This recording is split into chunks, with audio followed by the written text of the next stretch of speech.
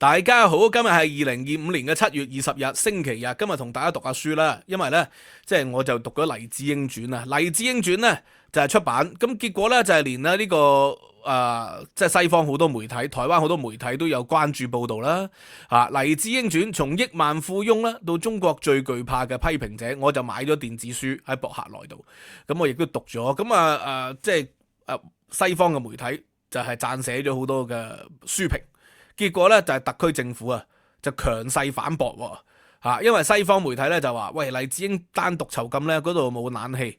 冇槍，咁而且咧就係咪違反咗呢個國際人權公約啊？呢啲咁惡劣嘅環境咧，根據國際人權公約嘅標準咧，最多可以拘禁15日嘅啫喎，咁嘅情況，咁但係而家長期監禁咧。一個未定罪嘅人長期監禁咧，咁呢個係會引起人權嘅關注嘅喎，咁啊特區政府梗係反駁啦，反駁隊啊嘛有，咁但係今日我就唔係想講呢一段啦，因為黎智英傳咧佢係涉及到黎智英一生嘅，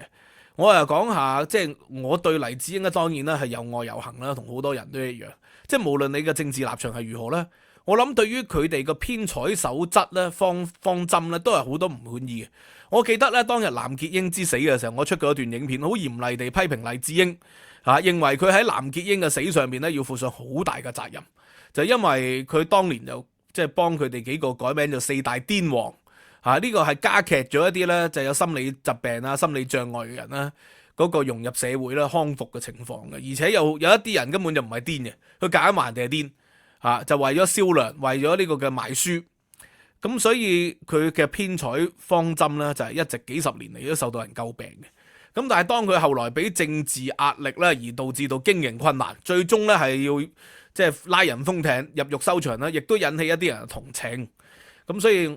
黎智英就係一個極具爭議嘅人物嚟。咁佢早年就發咗大達，喺80年代咧就因為佐丹奴嘅生意發咗大達。咁喺大陸咧亦都開展咗佐丹奴嘅生意。但係咧佢就喺高峰嘅時期咧對呢個嘅李鵬啊，係因為8964嘅處理問題上面咧有好深嘅批評，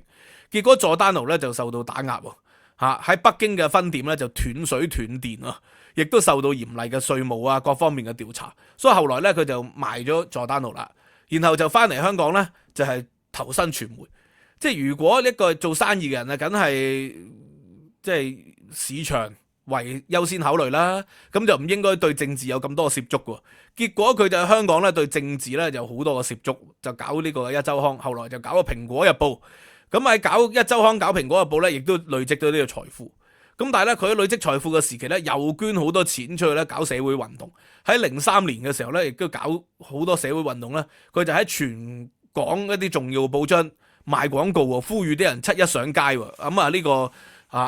係一個好奇特嘅人嚟。咁最奇特咧就係一啲人咧就話佢係收受外國嘅資助，收受外國嘅勢力。咁但係而家咧拉咗幾年啦，調查咗咁多，就冇任何證據公開資料上面證明到佢係有接受外國嘅資助，收受外國嘅勢力，唔見得光嘅。你見得光嗰啲申請基金申請經費嗰啲就完全係可以曝光啊。但係咩接受 CIA 接受呢個嘅美國嘅特務嗰啲機構咧，喂，就到而家調查幾年咧，係冇任何嘅證據喎。所以咧讀《黎智英傳》呢個書嘅時候咧，我亦都做一啲筆記，可以同大家分享下咧，我讀呢個筆記嘅心得，同埋咧呢個筆記我啊 mark 咗好多唔同嘅資料嘅當然唔會全部講晒啦，淨係抽幾段啦，抽第5、第6章去同大家講，大家都睇唔到啦咁細嘅字。所以我啊讀出嚟嘅，可以同大家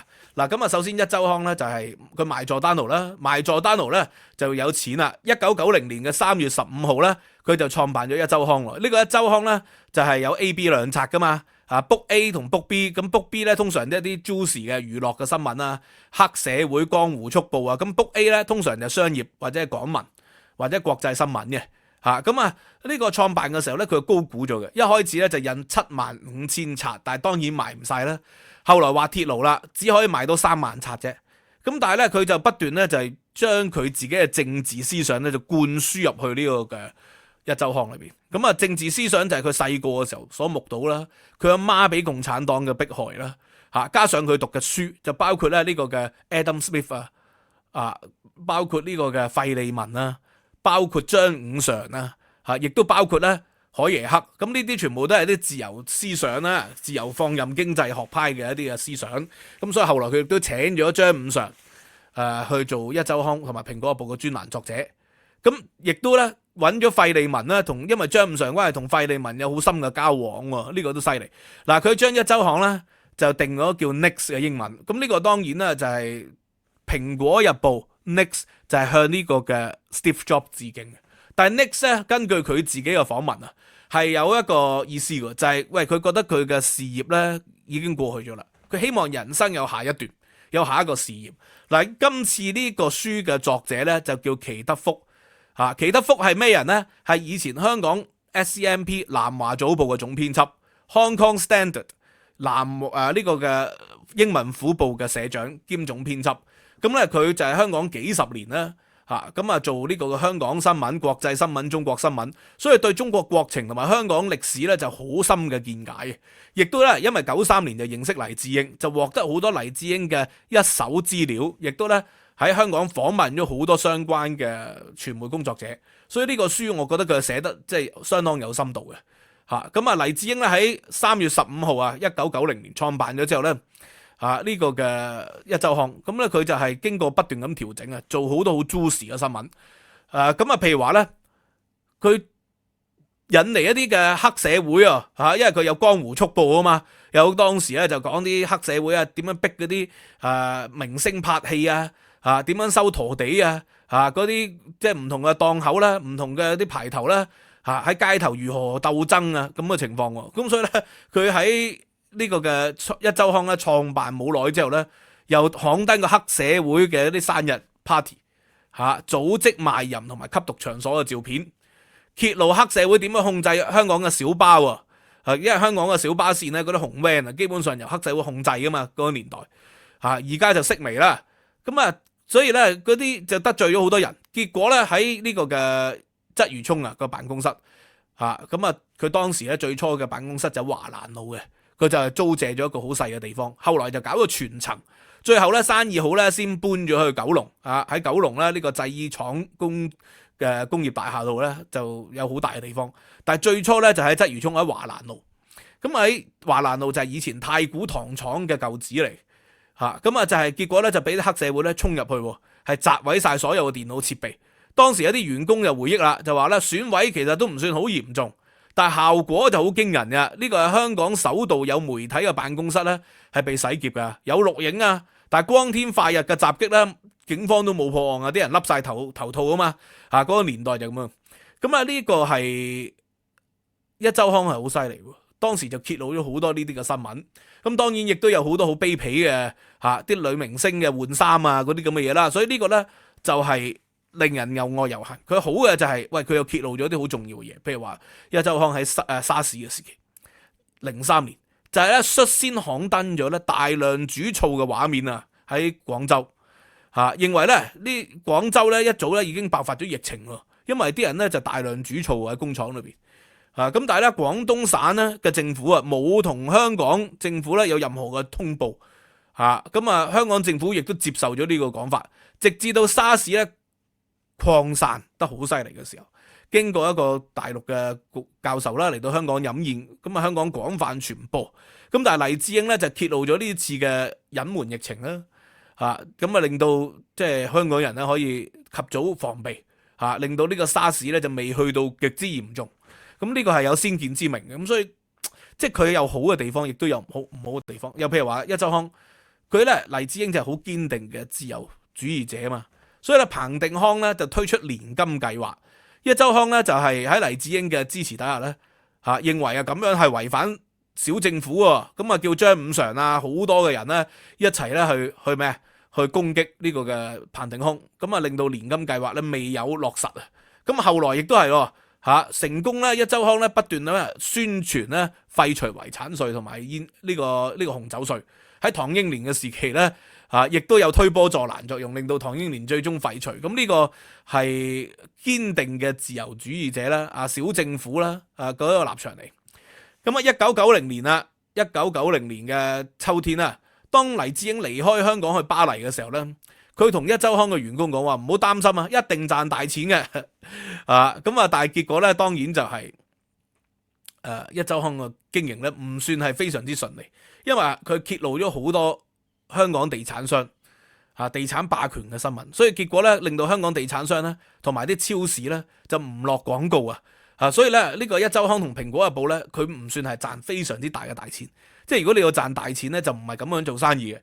咁。但係當然啲人就話佢暗地裏梗係收好多 CIA 咁，但係我都可能曾經懷疑過，但係到而家國安查咗幾年都冇證據，咁啊證明呢個講法咧都係難以成立嘅。黎智英咧嘅文章咧好辛辣嘅，得罪好多人，得罪人多，稱呼人少。佢喺文章裏邊嘲諷咧李鵬當時係國務院總理啊嘛，係國恥嚟嘅，批評共產黨野蠻腐敗同埋衰敗指出共產黨當人民係工具黎智英咧就話啦，喂，對李鵬講你奴隸主嘅嘴臉喺今日咧資訊透明、人人平等嘅世界咧，只係個笑柄嚟嘅啫。佢專欄咁講，佢就話我同你講，你唔單止係個王八蛋，仲係 IQ 零蛋嘅王八蛋，即係一個專欄作家黎智英，一個傳媒嘅老闆，竟然可以喺自己嘅雜誌度咁樣同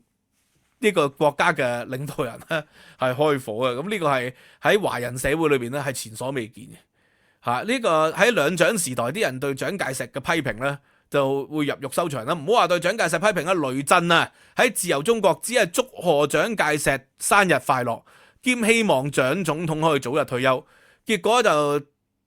即係要下獄收場死於非命啦。咁呢個華人社會咧可以咁大膽咁講咧，黎智英係可能係前無古人噶啦，後有冇來者？可能當然有好多咁黎智英就係咁奇怪嘅情況嘅呢個黎智英咧就不斷咁反擊嘅，就係對於佢自己唔同意嘅人咧、唔同意嘅東西咧係咁反擊，而且咧即係冇措手嘅，因為咧黎智英咧佢就幫柴玲咧就好多嘅，咁但係後來咧佢喺佐丹奴嗰個 T 恤裏邊咧印埋柴玲嘅樣添即係利用柴玲都賺咗啲錢啦。但係佢創辦蘋果日報嘅時候咧，亦都咧揭發咗好多柴玲嘅私生活。咁但係柴玲同埋黎智英夫婦咧私底下嘅關係亦都係好好嘅，但係佢就揭露咗好多佢嘅私生活。所以柴玲喺2015年出版回憶錄嘅時候咧，都有專門提到呢樣嘢，就係關於佢嘅婚姻狀態其實係得黎智英夫婦先知嘅啫。但係結果咧就係私底下同佢講嘅說話咧，就喺蘋果日報同一周刊裏邊刊登咗出嚟咁所以呢個蘋果日報嘅情況就係咁樣啦。蘋果日報一嚟到啦一面世就有啲好深嘅廣告啦，大家記得啦，就係黎智英嘅頭上面有個蘋果萬箭穿心啊嘛咁呢個蘋果廣告就定義咗蘋果嘅立場啦，就一定係得罪人多，稱呼人少嘅。咁蘋果咧黎智英就好捨得使錢噶，就揾咗填詞人同埋呢個嘅專欄作家林振強咧係做廣告創作。林振強就諗咗個廣告出嚟，每日一蘋果，冇人呃到我。哇，呢個犀利啊！人哋每日一蘋果就醫生遠離我啊嘛，我哋細個就咁講。佢每日一蘋果，冇人呃到我，每日都睇蘋果日報咧就冇人呃到佢啦。現代咧就唔同啊，每日一蘋果咧，日日都玩蘋果手機醫生遠離我就做唔到醫生啊嘛。呢個就係即係時代嘅變化啦。呢個蘋果日報嘅創辦嘅時候就係揾咗好多呢啲人，即係用人為才喎。佢就係好似曹操咁喎，咩人都用喎，所以揾屈穎妍啦做呢個嘅即係一周刊嘅記者啦、編輯啦其中咧好震撼咧就揾呢李儀。李儀大家知道咧，佢係共產黨扶植出嚟嘅一個寫手嚟嘅。咁後來咧就係70年代之後就係鬧反咗喺文革後期。咁結果咧佢就親國民黨嘅。咁但係國民黨後來又變成咗呢個嘅退出咗歷史舞台咁喺嗰個時候咧90年代，黎智英就揾咗左派出身嘅李儀咧係做呢個嘅寫手一直咧寫咗20幾30年喺蘋果日報。咁呢個點解黎智英要咁樣做咧？黎智英就話咧好多左派嘅記者學識係比一般香港嘅記者更好，因為後者咧喺英國嘅殖民體制下長大英國殖民咧嗰個讀書就讀翻書嘅啫，你對中國國情、對香港嘅政治環境唔熟悉，所以我就話李柱銘佢哋咧呢啲香港民主黨何俊仁一生人都誤判咗呢個嘅共產黨嘅舉措噶嘛咁其實就包括黎智英一生都誤判咗共產黨嘅，就因為佢哋從來都係對共產黨嗰個歷史背景咧係唔夠熟練啊。李儀就唔同啦，陶傑就唔同啦，呢啲左派出身嘅記者咧左派家庭出身嘅記者咧，喂就係相當熟悉共產黨，所以就係揾咗李儀，後來就揾咗陶傑。咁後來揾陶傑當然啦，陶傑仲犀利啦。陶傑就係一邊可以幫呢個東方社，一邊又可以幫蘋果社，互相左右互搏。咁後來咧到呢個蘋果日報咧，就因為當時免費報紙非常之熱鬧，蘋果日報又搞咗爽報啊嘛，爽報咧竟然係揾陶傑咧係寫鹹濕古仔喎，揾陶傑寫鹹濕古仔都算啦，竟然喺揾陶傑寫鹹濕古仔，仲有聲音專欄，由陶傑把聲自己讀個鹹古出嚟，嗰個叫甜古啊嘛，甜古就鹹古，哇真係一個陶才子嘅文筆當然係厲害，陶才子把聲都係即係有佢嘅過人之處，但係由佢把聲去讀個鹹古出嚟，描述一下嗰個女主角嗰個心境同埋身體嘅變化，呢個真係唔係人人都頂得住，所以爽報做唔住咧都唔係冇道理嘅。但係黎智英就非常之大膽創新，呢一點咧就無可置疑嘅。咁呢個黎智英咧喺編輯上邊係揾咗好多左派嘅人出嚟。咁對李嘉誠有好多個攻擊對李嘉誠嘅生意對李嘉誠嘅做法嗰啲發水樓有好多個攻擊。咁所以李嘉誠咧好長時期咧就唔喺蘋果度落廣告。咁但係當然知道李嘉誠涉及嘅行業就好多啦。但係咧跟住黎智英自己同個作者咁講，佢話有人利用咧一週刊對李嘉誠進行勒索，就建議佢就係話喂，落啲廣告如果唔係又寫衰你。但係黎智英自己話果斷拒絕嘅喎，一個消息人士向雜誌編輯提供李嘉誠咧涉嫌不當行為嘅一啲嘅消息，但係冇根據嘅。咁然後咧隨後又話俾李嘉誠知，聲稱咧一週刊咧係有佢不利嘅消息，如果李嘉誠咧支付酬金咧就可以阻止啦。黎智英咧就指示呢個編輯咧即係背後有一啲嘅窿路嘅，但係咧就踢爆咗呢個編輯背後嘅陰謀，就冇採用佢嗰個做法啦。咁即係呢個黎智英就頭先講到，就好多嘅無所不用其極嘅手段。咁其中咧就係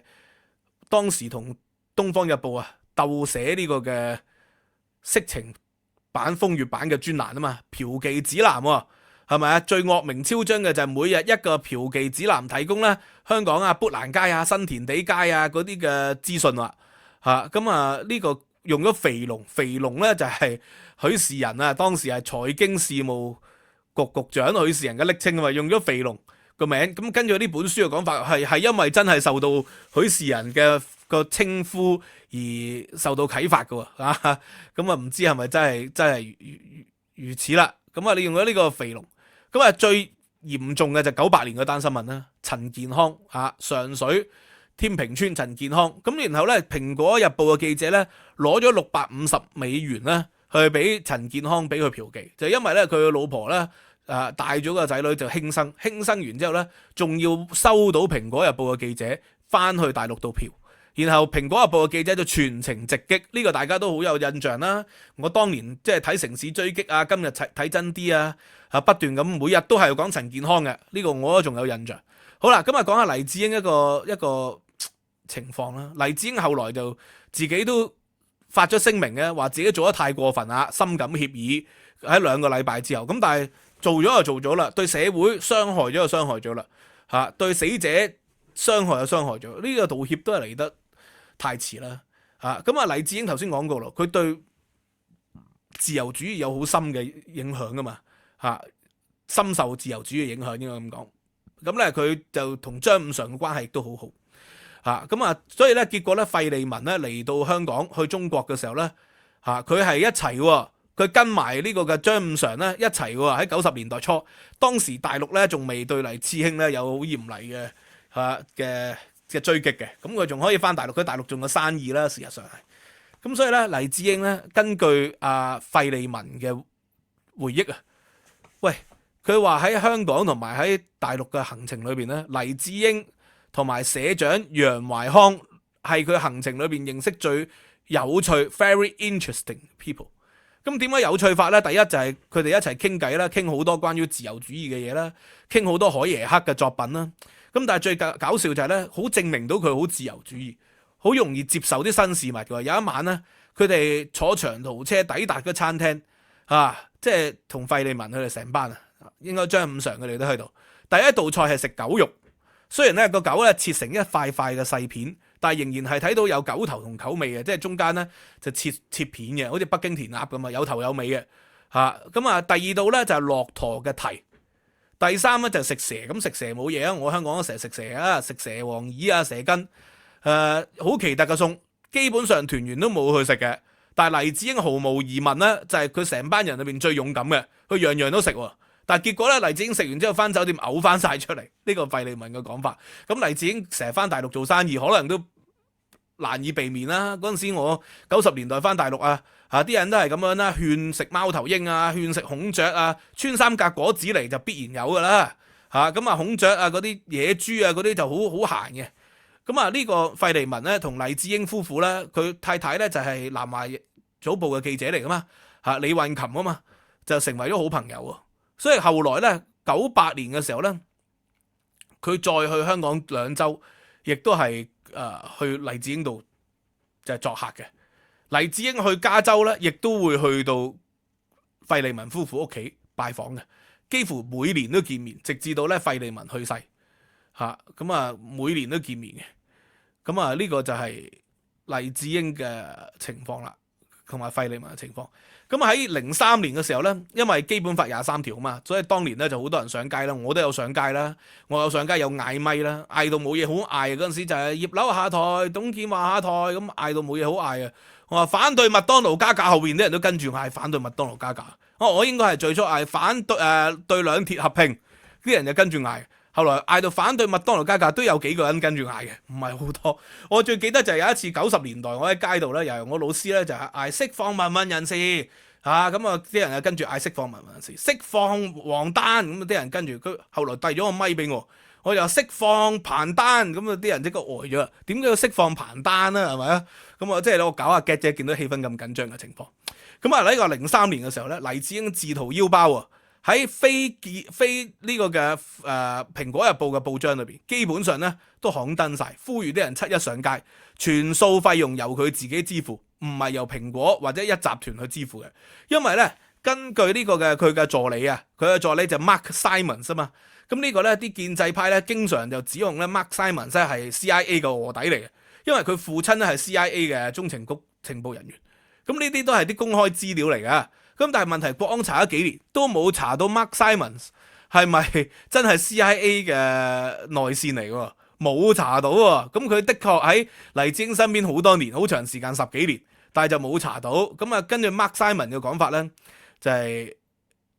黎智英完全係用自己嘅錢，而冇用到一集團嘅錢，亦都冇用到咧公司嘅錢。咁就係資助咧，當時就買海報啦，買 banner 啦，買好多嘅抗議嘅物品Mark Simons 咧就係幫佢咧攞咗130萬美元嘅現金去呢個嘅蘋果日報即係去呢個嘅支持呢